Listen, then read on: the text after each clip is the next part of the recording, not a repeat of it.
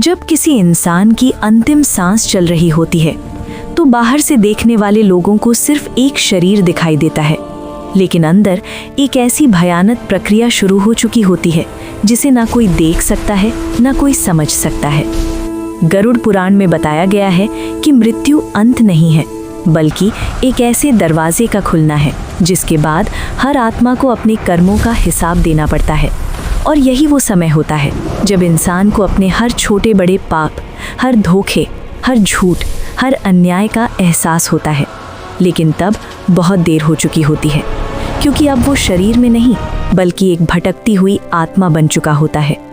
गरुड़ पुराण के अनुसार जब मृत्यु का समय आता है तो आत्मा शरीर से अलग होने लगती है, और ये प्रक्रिया इतनी दर्दनाक होती है कि कहा गया है कि जैसे हजारों बिच्छू एक साथ डंक मार रहे हों। सांस रुकती है, दिल कांपता है, आंखों के सामने अंधेरा छा जाता है, और उसी समय दो रास्ते खुलते हैं, एक प्रकाश का और दूसरा अंधकार का। जो इंसान अपने जीवन में सत्य, धर्म और भक्ति में रहा, उसके लिए दिव्य प्रकाश प्रकट होता है। लेकिन जो अधर्म, छल और पाप में डूबा रहा, उसके लिए भयानक रूप वाले यमदूत आते हैं। उनकी आंखों में आग होती है, उनका स्वर डर से भरा होता है, और वे आत्मा को शरीर से खींचकर बाहर निकालते हैं। वो आत्मा चिल्लाती है, रोती है, लेकिन कोई उसकी आवाज़ नहीं सुन सकता। और फिर शुरू होती है 13 दिनों की वो यात्रा जिसे गरुड़ पुराण में सबसे कष्टदायक बताया गया है। मृत्यु के बाद आत्मा अपने ही घर में भटकती है। वो अपने परिवार को देखती है, उन्हें रोते हुए देखती है। वो उन्हें छूना चाहती है, उनसे बात करना चाहती है, लेकिन वो असहाय होती है। उसे भूख लगती है, प्यास लगती है, लेकिन वो कुछ खा नहीं सकती। ये पीड़ा धीरे धीरे उसे अंदर से तोड़ देती है।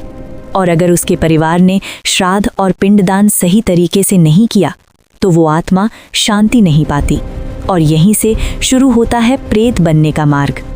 गरुड़ पुराण में बताया गया है कि कुछ विशेष कर्म इंसान को प्रेत योनि में धकेल देते हैं। जो इंसान अपने माता पिता का अपमान करता है, गुरु का अनादर करता है, जो दूसरों का हक छीनता है, झूठ बोलकर किसी को दुख देता है, जो अधर्म से धन कमाता है, जो आत्महत्या करता है, और जिसके अंतिम संस्कार सही तरीके से नहीं होते, वो आत्मा शांति नहीं पा पाती और प्रेत बन जाती है। प्रेत योनि इस सृष्टि की सबसे दुखद अवस्था मानी गई है, क्योंकि प्रेत न पूरी तरह जीवित होता है और ना ही पूरी तरह मृत। वो बीच में फंसा हुआ होता है। उसे शरीर नहीं मिलता, लेकिन भूख और प्यास महसूस होती है। उसे दर्द होता है, लेकिन वो उसे व्यक्त नहीं कर सकता। वो अंधेरे में भटकता रहता है, अकेला, तड़पता हुआ। उसकी सबसे बड़ी सज़ा ये नहीं है कि वो मर चुका है, बल्कि ये है कि वो जी भी नहीं सकता।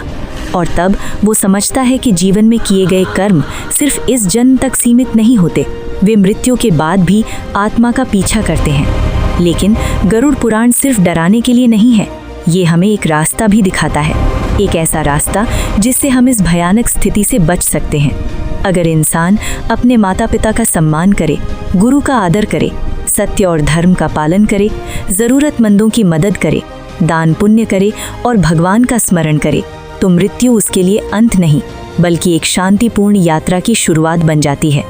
कहा जाता है कि जो व्यक्ति भगवान शिव का स्मरण करता है, उसकी आत्मा को मार्ग मिलता है, अंधकार में भी प्रकाश दिखाई देता है। इसलिए जीवन में ऐसा कुछ मत करो जिसका पछतावा मृत्यु के बाद भी खत्म ना हो, क्योंकि मृत्यु निश्चित है, लेकिन उसके बाद क्या होगा ये हमारे कर्म तय करते हैं। और शायद यही गरुड़ पुराण का सबसे बड़ा रहस्य है। और जब आत्मा अपने कर्मों का पूरा भोग लेती है, तब उसे समझ आता है कि जीवन में किया गया हर एक कार्य एक बीज की तरह होता है, जो मृत्यु के बाद फल बनकर सामने आता है। इसलिए आज भी समय है, अपने कर्मों को बदल लो, अपने जीवन को सही दिशा दे दो, क्योंकि जो इंसान जीवन में जाग जाता है, उसे मृत्यु के बाद भटकना नहीं पड़ता।